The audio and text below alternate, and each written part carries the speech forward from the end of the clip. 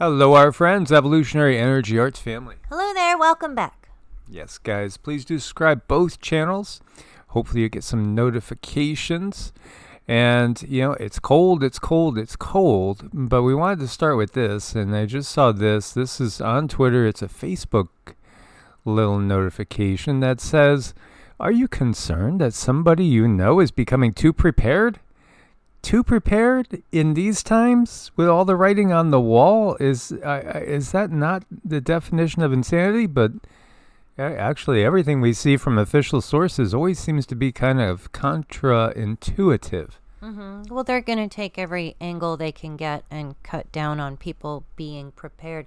But what they do is they just offer people to tattle on each other of their own free will. Yeah, this is exactly what happened in Germany in 1930s and 1940s, So again, history keeps repeating itself because, nothing has really changed at a big level. Nothing has really changed yet. The only thing that's changed is people are waking up in droves, and that has to continue. So keep waking people up, keep sharing videos like this everywhere you could. Put them in places like Reddit and Godlike Forum. We can't post on either, as we've been kind of permanently blocked from those. It's just a sign of the times. It is a sign of the times. But yes, you can never be too prepared. I just don't think that's something that could happen. And we have gotten word from family members over in the UK, for instance, of seeing people get raided. Literally, and people questioning, like, it looks like you have 5 to 6 months worth of food here. Well, the government in the U.S. said you better be ready for 6 months without the grid. That was like 2018. I don't even remember now. I think it was 2018, 2019, maybe. So to me, having 6 months of supplies is your bare minimum that anybody should really be trying to achieve. Well, right. And, we need to look at it as in how has the government been here for us when we were really in need? I mean, they only seem to show up when they need to collect something. Yeah, I'm getting that there's more to this than just the preparedness angle. Of course, they want us relying on universal basic income. We understand where they're heading with all this. But I do think, too, one thing I notice is that the ingredients labels are always changing. Always. Check your ingredients labels. If you see something has carrageenan in it, don't buy it. If you see something that has natural flavors, wonder just how natural those flavors are. It might shock you if you actually understood what those natural flavors were. So let's onward with the weather here. This was and is an immense winter storm. About 60% of the U.S. is under winter weather warnings or advisories. This is one of the greatest extents ever recorded, and it rolled in last night into our area, and we went from, I want to say it was in the low to mid 50s, and it just dropped down to the teens very, very quickly. And then, this morning we were single digits with feels like single digits below zero. We know of family members that are living totally off grid, doing this with just small wood stoves and firewood and, in much, much colder conditions than us. Again, where there's a will, there is a way. So 333 million people are in the U.S. right now. That's what the official population is. And about 200 million of them right now are under this type of weather conditions. Look at these wind chills, guys. Look at these wind chills. I start thinking about friends and think about Zach. You're feeling about 20 below over here. We have our Mark J. He's about 20 below over here. And, when we have our Tori, she's about 25 below. We have a lot of good friends and family over again in the mountains in the Appalachians as well. As you can see these temperatures. And look at this, friends and family in Indiana and Ohio, where you're feeling your wind chills of 33, 34, 35 below zero. And boy, you go up into the Dakotas. I was looking last night. Here's one that's right on the border, 51. Absolutely brutal. But to think about, Brownsville, Texas, 15 degrees. And we could see, even the panhandle of Florida, brutally cold, below freezing, so much of the country. It just feels like there's a little tech involved. I know, and you were saying the grow zones. I mean, places that are grow zones that are at 10 are like really cold now. Yeah, basically the only 10 that you have is in the southern part of Florida and down at the tip in Texas. And yeah, well, here you're way below. I mean, typically you can get these temps, but it's a rarity. And, typically I do, you guys want to correct me, feel free. Anybody that's in southern Texas here, like Brownsville and all, from what I would say is normal is you're not going to get below freezing hardly ever. Could happen. I hope everybody covered up whatever you got out there, because, this is brutal, and it's going to be just long enough to make sure that it gets rid of all that tender vegetation. And here we are looking at a map of power outages, Power Outage US. So you can see right now, North Carolina and Connecticut. Connecticut, you got 105,000 people basically, and 147,000 in North Carolina without power. Over in Texas, we have 83,000 without power. And you can see over in Georgia about 60,000, 73,000 in South Carolina, 57,000 Tennessee, 67,000 in Virginia. Very, very cold temps up in Ohio, 55,000 there. Our brother Joe over in Pennsylvania, 60,000 without power. And up in New York, Talia, 54,000 roughly. Even up in New Hampshire, 57,000. This is not the time to have power outages if you're unprepared. If you're prepared and you have backup, you'll make it just fine. But this is why it's insanity to have quote-unquote officials saying, anybody too prepared? Mm-hmm. And then the way they want people to tattle on each other, it's just disgusting. That's how things have been for eons. Just us pitting us against each other, and then they sit back and we do all the work. Yeah, and again, it's really a sad situation. And this is FlightAware, so you have over 12,000 delays. You have 6,000 cancellations. Obviously this is affecting the holiday travel big time. And here you're seeing some power going out. And this is in Torrington. I believe this is in Torrington, Connecticut. And, the wind has been a major thing that we've had to contend with here. As you see, power outages surpass 100,000 in Connecticut. Coastal towns brace for flooding at high tide. And, living in Milford, Connecticut for a big chunk of my adult life, Charles Island off the coast there.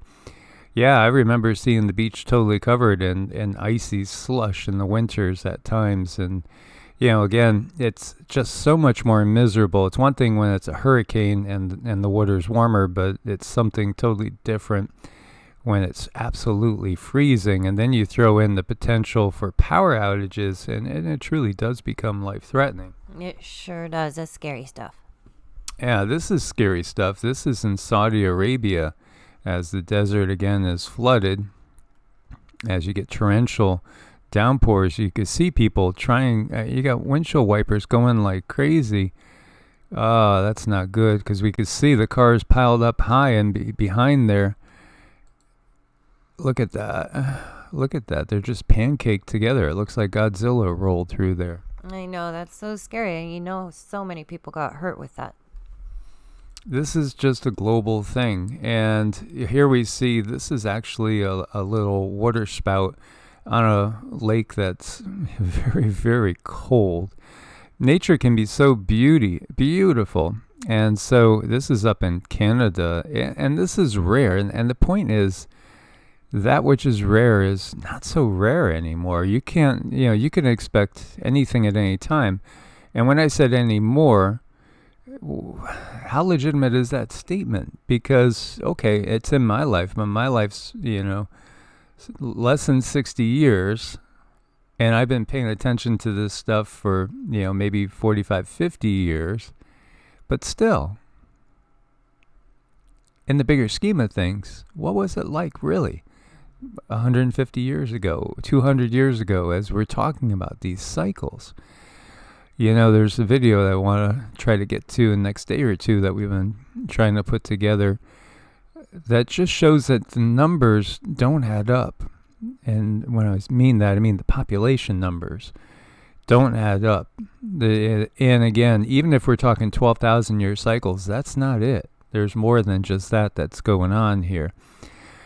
So after a winter storm, crews clear snow drifts up to 10 feet high from Mauna Kea. This is in Hawaii. That is freezing those poor people. And Brits are buying less food amid soaring inflation. So says the survey. Surging cost of essentials like bread leave the most vulnerable, the worse off.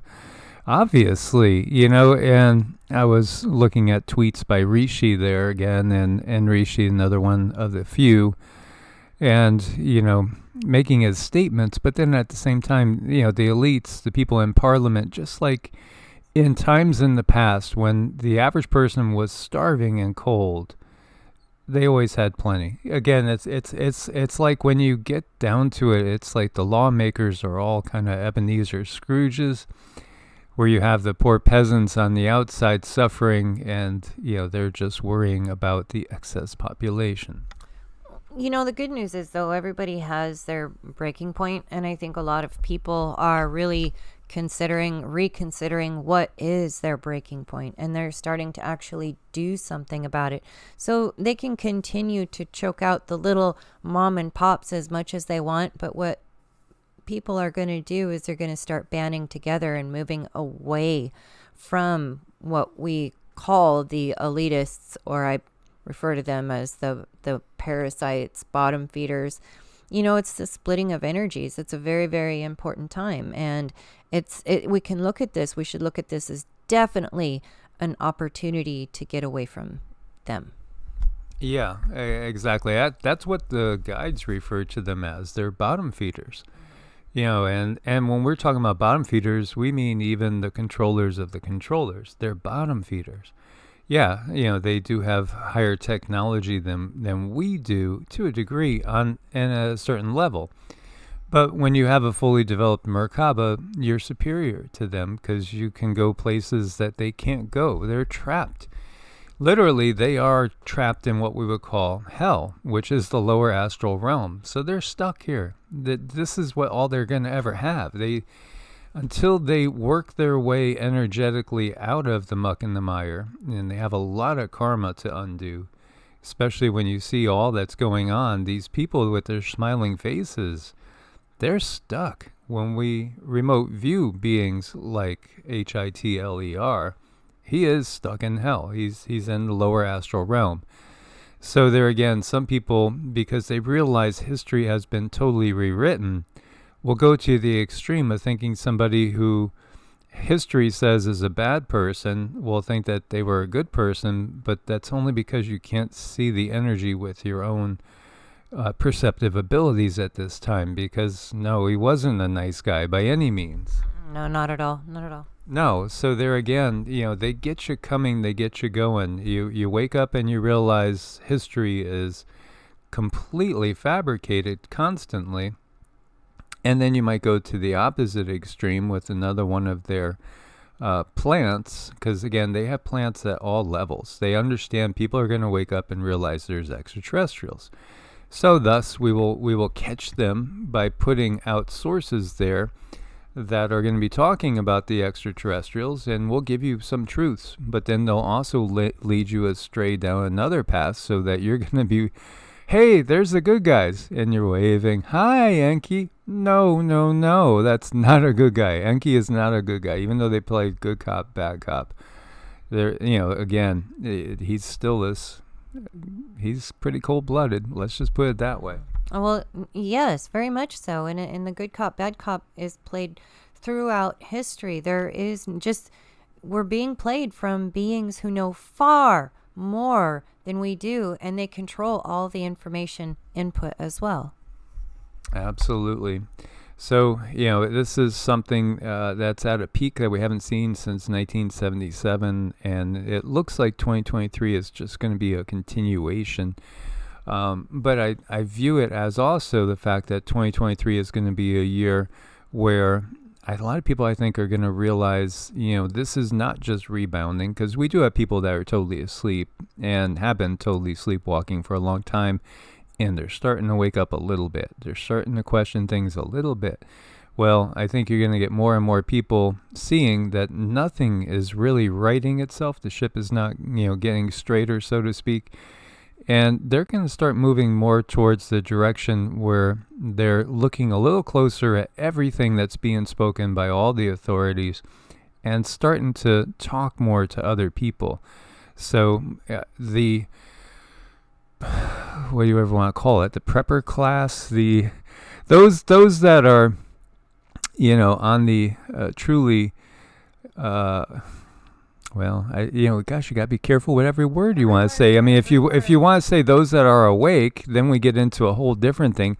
This is where they go and they preemptively distort terms even, so that you can't use a term that you might have wanted to use before, because now there's a negative connotation to that particular term.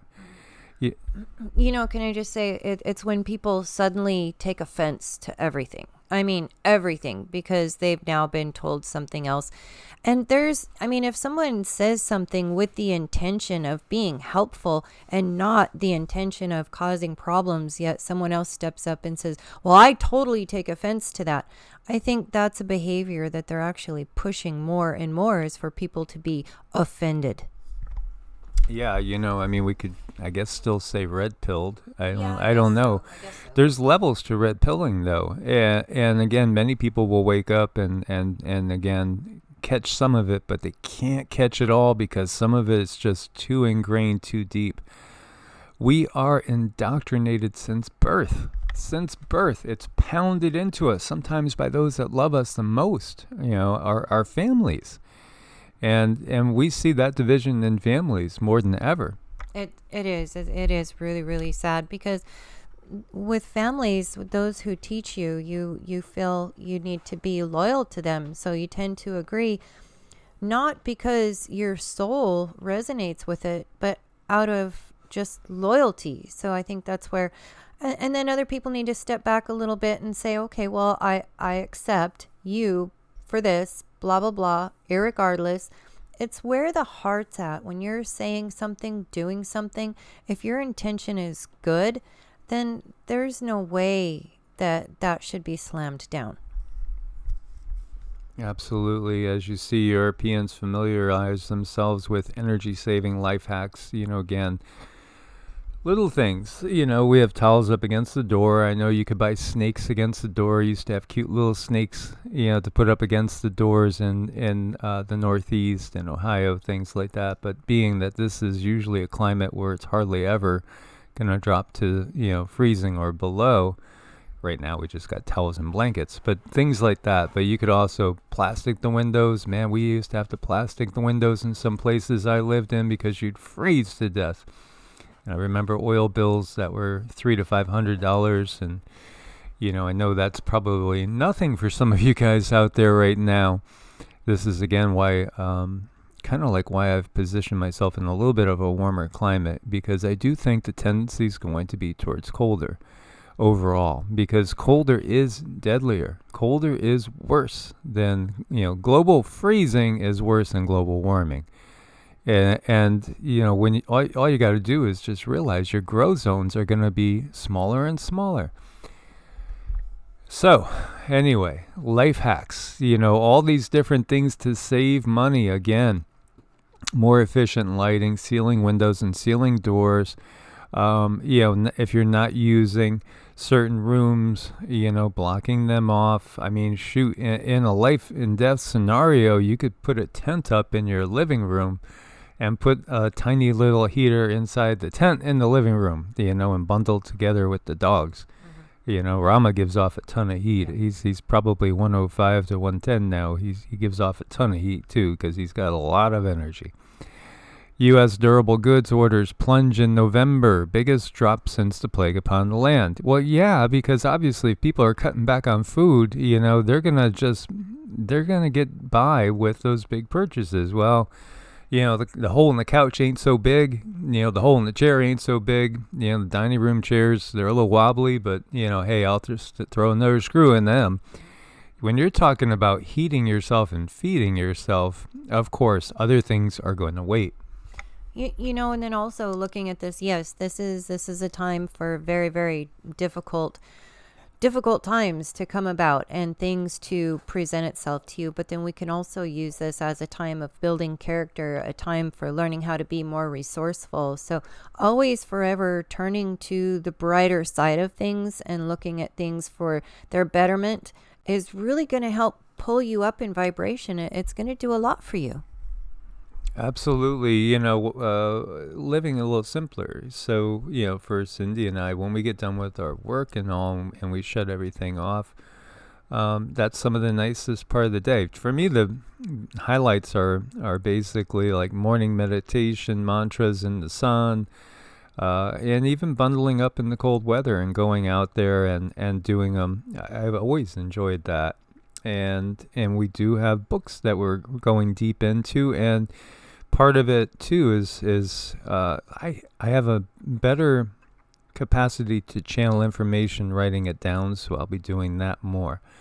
And just basically sitting in bed after doing mantras and meditation and just seeing what comes through with everything turned off. And boy, I was telling Cindy too, I'm getting the urge, man. In some ways, I did like the desert, and I did like living in an earthen house, because the house we were in, that little cabin, was earthen, and it was set down into the ground, and it had just windows on the south. The south was all windows, and the rest of the house was pretty much sealed off.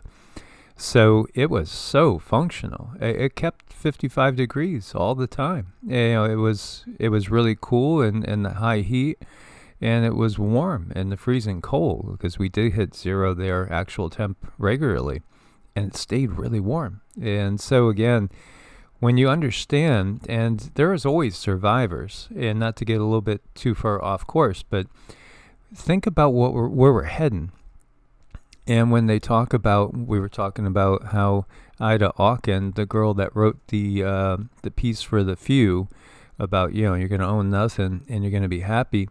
She talks about those living in the outsides of the cities. She's all those in the countryside. She even says they're living in houses that were abandoned by people. We're going back to the future. We're going, the past is repeating itself. Again, you're going to have a lot of empty houses. You're going to have a lot of ghost towns. You're going to have mega cities just swarming with people, but not healthy.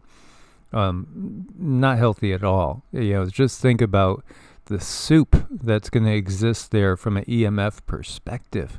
And, I don't care how often you wash, bathe, and trim the pets. There are some that are always going to be shedding. Yeah, sometimes you can't get away from all that pet dander, if you know what I mean. And can you imagine what that's going to be like in the mega cities? And I know some of you understand this. So again, what does that look like? Does it not start to come about and look like those that survive, especially when the blast comes from the sun, are going to be back into a Stone Age society? Here we go. We're starting all over again, yet again. Yeah, the past is always repeating itself. Mm-hmm. Always, always, always repeating itself. But this is a really good time to make your decision. What do you want to do? What part of the aisle do you want to be on? And position yourself and start moving in that direction. Even if just by action, get yourself in a habit of a much simpler, slower life, but I gotta say, the food that we eat has got to be healthy. that's what is going to really open us up and bring us clarity. Yes, and energy is set to keep whooping tech next year too. Energy is by far the best performing S&P 500 sector this year, up well over 50%. So you could look at that and say, okay, well, we are all paying way more for energy. We understand that. Yeah, but for some people, this has been the cash cow. Those that can invest in things like this are making a killing. They're making a killing. The average person, doesn't really have that much as far as stocks. Maybe your stocks are in a 401k if you haven't cashed that out yet. That's the world that I'm not a part of, as left the whole corporate world so long ago now. And really, truly, my nightmares are being back in a corporate world. That's hell for me. So, that I'd much rather be camping out on some land or in a little tiny cabin in the middle of nowhere than back in the corporate setting. It's just, I couldn't bear it energetically. And yet again, there are those that are doing more than doing well in these times. They're doing fabulously. And again, that insider knowledge, we could talk to Nancy P about that with her trading that's ongoing. Yeah. These guys look out for each other. They really do. They're all on the same team. They're always coaching each other, guiding each other. Yeah, we understand the bigger picture here. We understand the bigger picture. All actors, nothing but actors. So, this is really interesting. There is actually going to be a comet that could be naked eye visible, which I was not aware of. And there's quite a bit of curious things going on. So if we look at the sunspot activity, we could see it over here. So all these sunspots have stable magnetic fields that pose no significant threat for strong flares. Minor C-class flares are possible, especially from AR 3169. We have a cryovolcanic comet occultation. What are the odds? What are the odds? At this time, you got to ask, what are the odds? Anything could happen. I mean, anything. For the second time in a little more than a week, cryovolcanic comet 29P Schwarzmann-Watchman is about to occult a star, giving astronomers an opportunity to trace the comet's strangely spherical shape. The shadow track on December 27th cuts across many populated areas in western USA. The event may prove to be the best this decade, so observers please do try to cover it. A leading researcher of 29P said.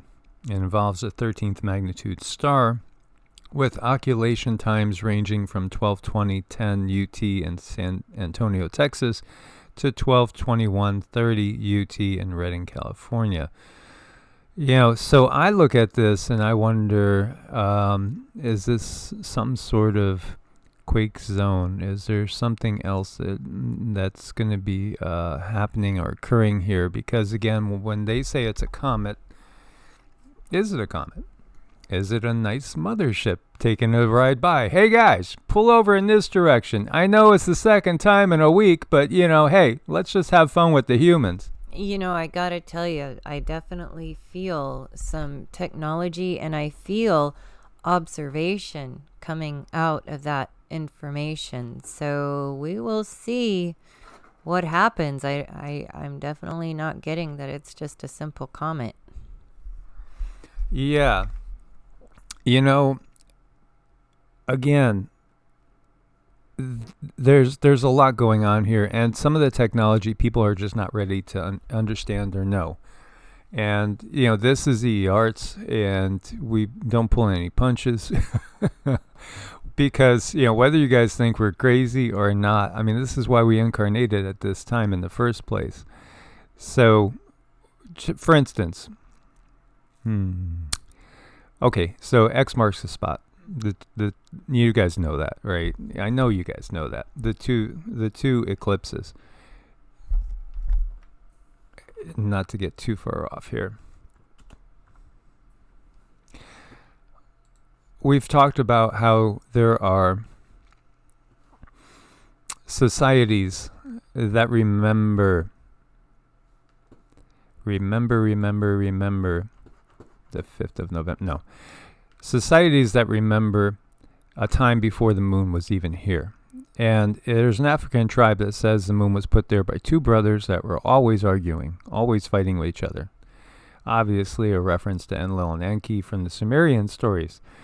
But again, the X marks the spot, the eclipses.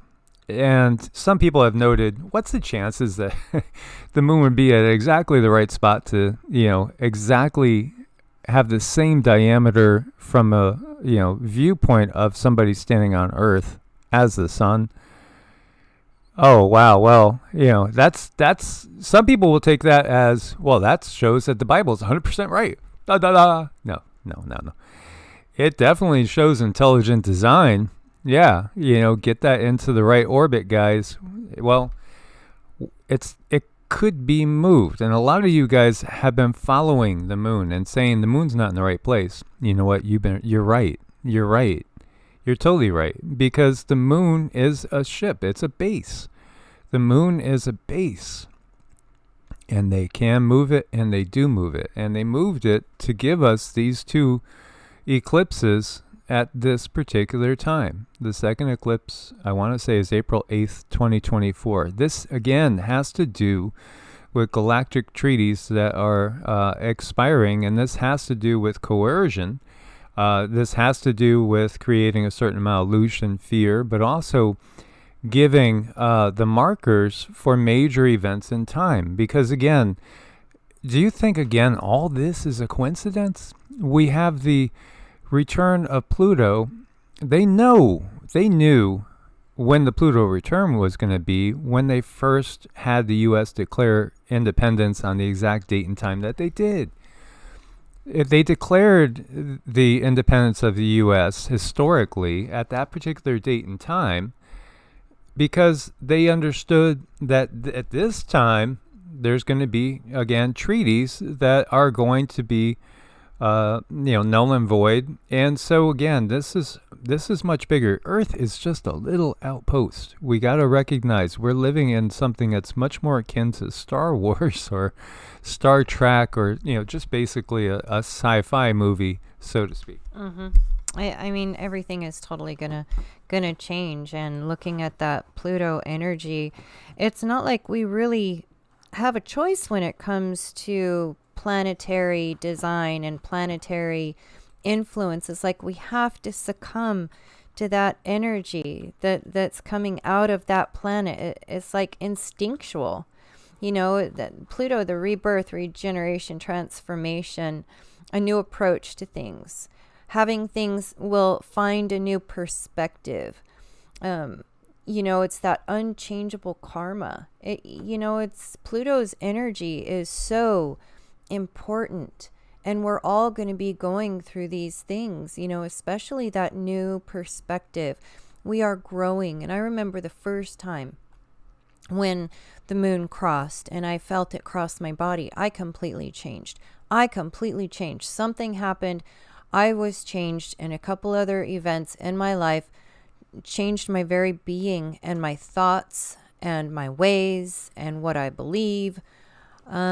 It's going to happen to everyone. So just imagine when it crosses the next time, we're all going to be in a position where we can take this information and we can make something good out of it. We can co-create something good, something that we want.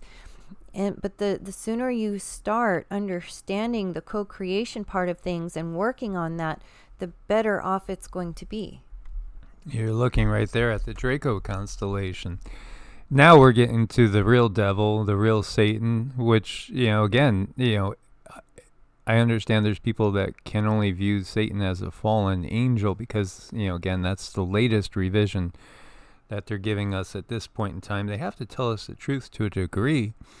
But in reality, your Satan is really beings that come from this constellation.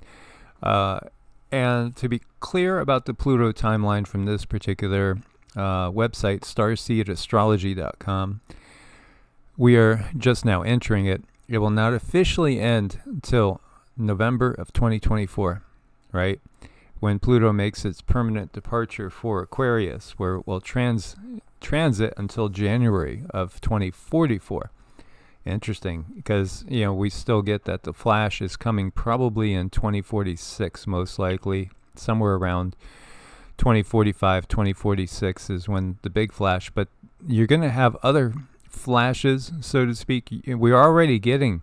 Why do you think they're plastering the skies? They're plastering the skies. They plastered the skies on the 21st, the solstice, to such a high degree because the solstice has a lot of energy to come in and accelerate our ascension process. And so, they did a doubly intense job of plastering the skies with their spider webs, as the Hopi talked about on that key date, because, again, we're able to access also at certain times, help more clearly from the higher densities. So, again, February 22nd, 2022, right, was the beginning of this, and it finishes November 2024. DEAGEL numbers are for 2025, and the Wayback Machine is gone. They took that down, but we have copies, so we will share, and that's part of this other video that we've been working on the side. And I wasn't going to go here in this video at all. I was going to keep this one really short, but I just want to reiterate what's going on. So when you look at this, between now, and this article again is written earlier this year, between now and November of 2024, Pluto's prograde and retrograde pattern will have an entering exact return conjunction between December 10th, 2022 and January 10th, 2023. Then again between September 20th, 2023 and October 31st, 2023. At these times, these future times, deep state suffering will be great and irrevocable.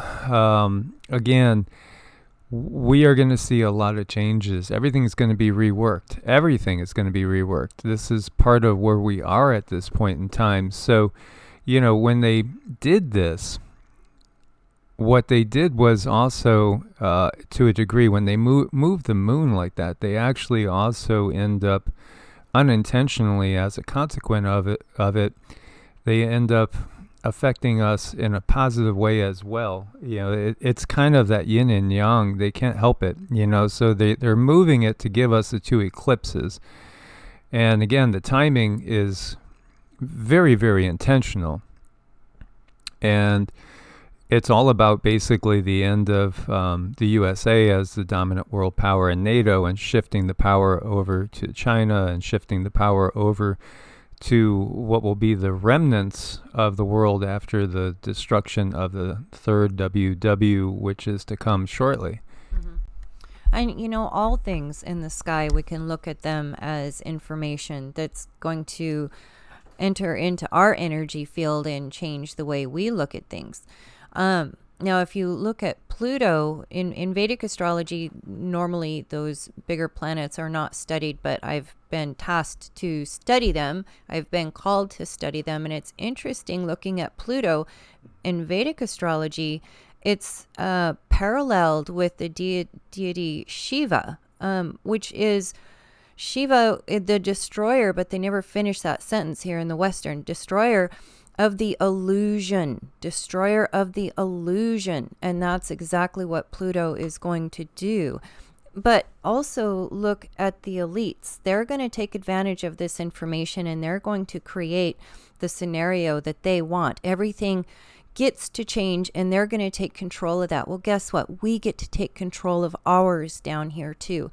It's the same across the board for everybody. Everybody gets to do what they want with this energy and create a positive change for themselves, providing we have the right information. So it's curious, that big 6.4 that we just had was right off the coast over here. So this is the track in which this object, let's just leave it as object, is going to go over. So I always feel that they're telling us something here. And, here again, you can see this is Redding, California, and this is the blue line.